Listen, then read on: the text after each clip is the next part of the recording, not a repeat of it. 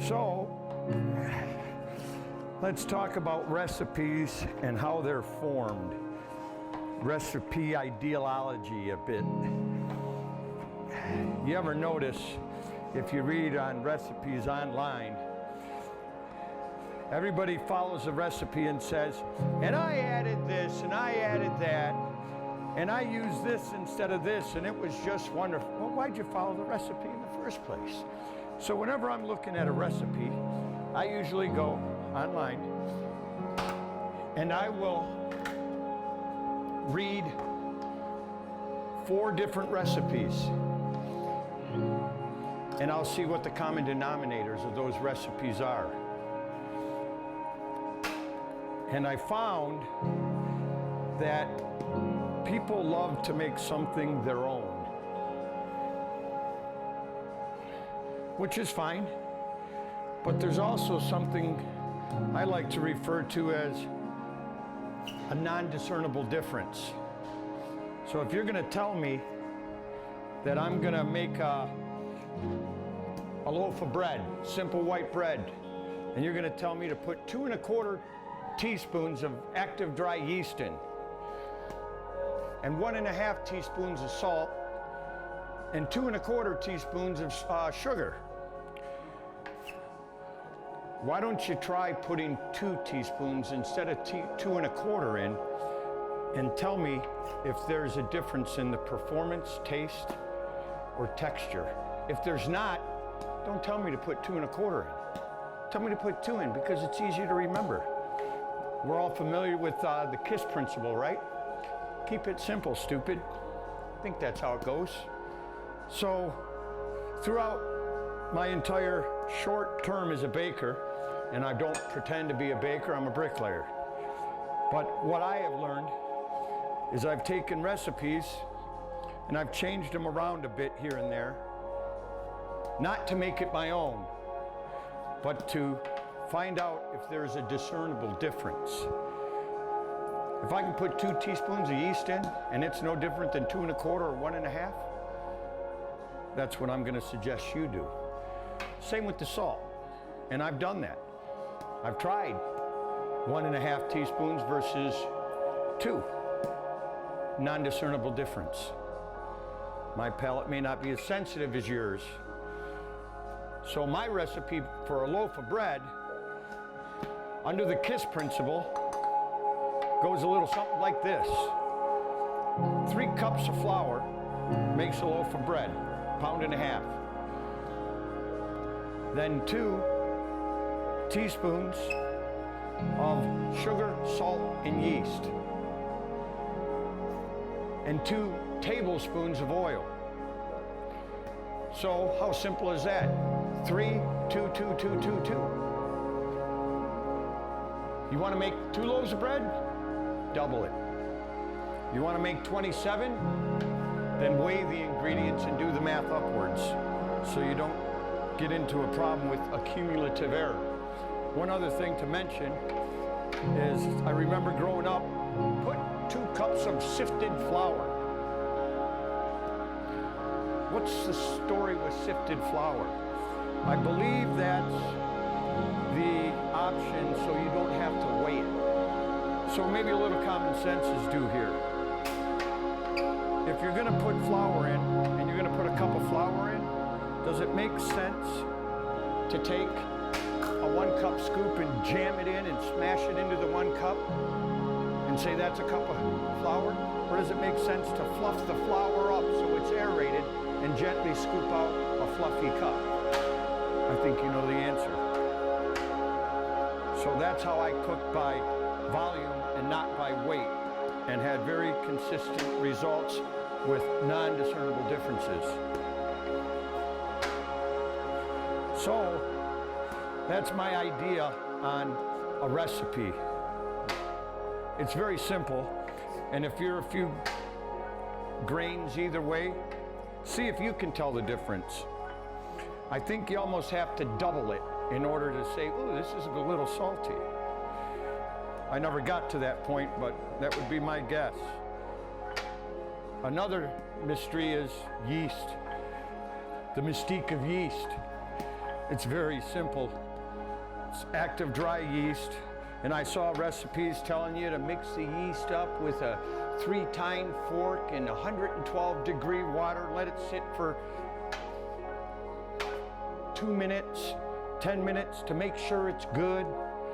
Then take it and fold it into the flour, then add your salt, but not your sugar.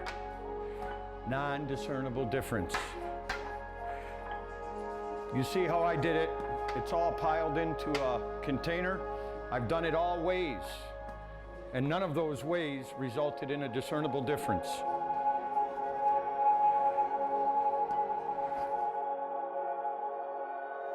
A couple friends called me 2 days into my recovery and said they couldn't find bread anywhere. Are you baking bread? Up till then, I baked bread once every couple weeks on the weekend after having a pizza party.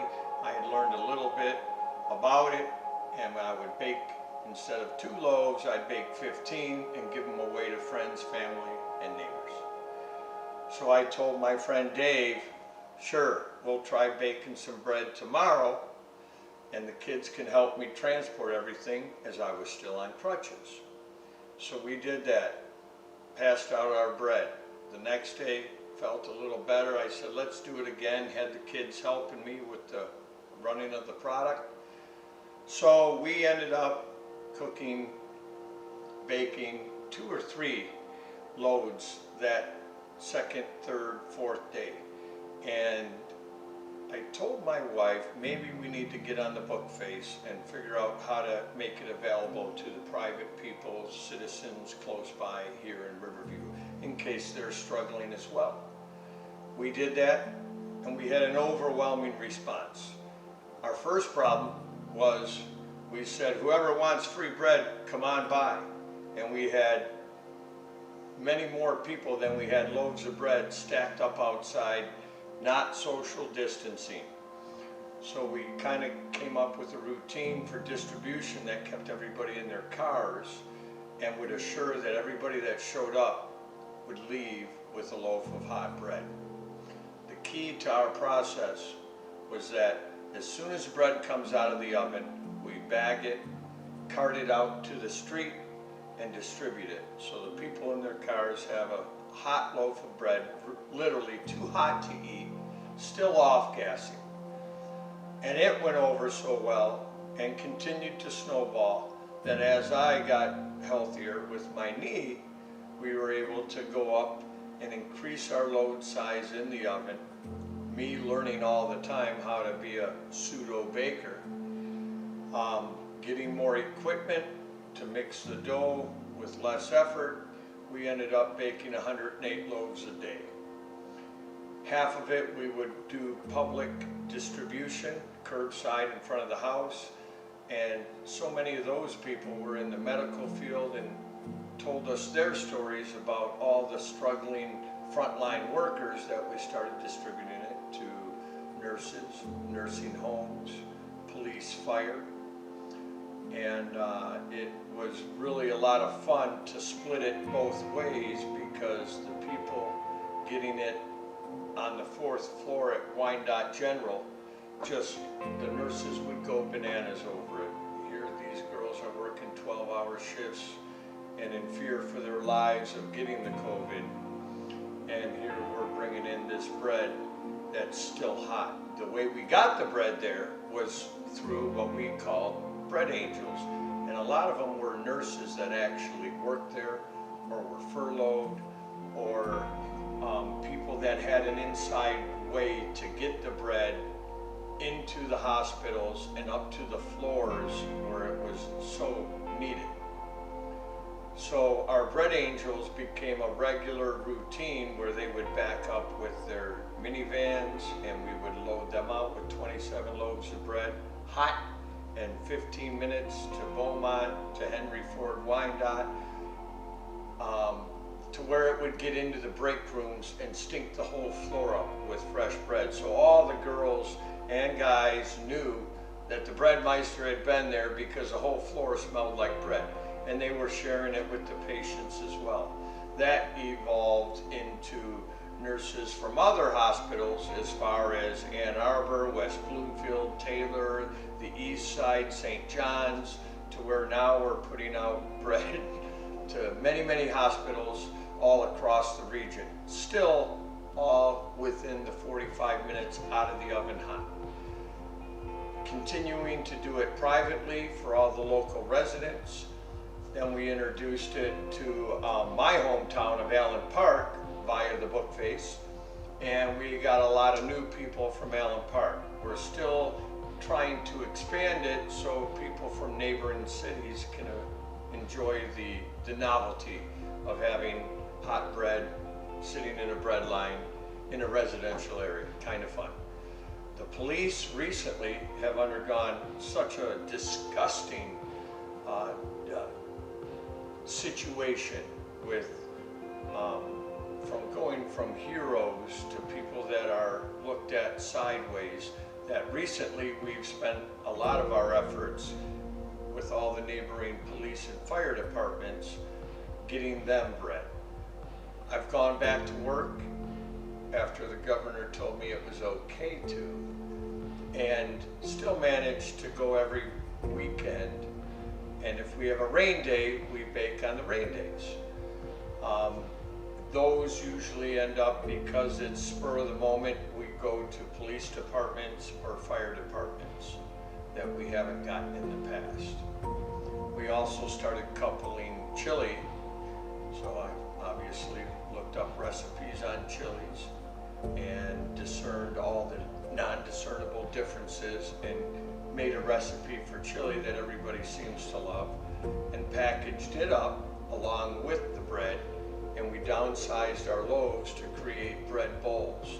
So that was a fun deviation from our normal, that we could take 8 loaves of bread and enough chili to fill them for the local police departments and fire departments.